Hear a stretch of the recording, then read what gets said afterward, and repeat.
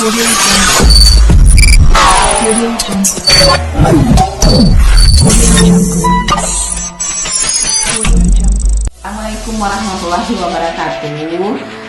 Kami Puskesmas Sanggiran akan melaksanakan kegiatan bakti sosial di Dusun Laut Tawar. Jadi yang sangat perlu kami persiapan ada yang pertama penyebab kenapa bisa terjadi ya ispa. Kedua, ingin mengobati orang-orang yang sakit di Dusun Laut Tawar. Yang ketiga, ingin menyegarkan orang sehat menjadi lebih sehat dengan cara memberikan penyuluhan, motivasi dan edukasi.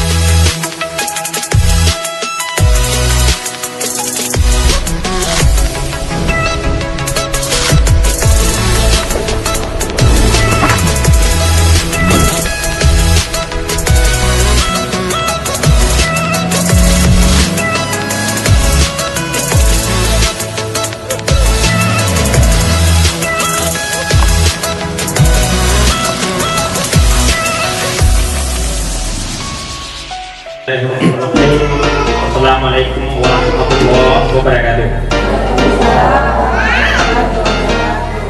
Yang kami hormati Pak Hidup Bagus Sanggiran semua, kemudian kepada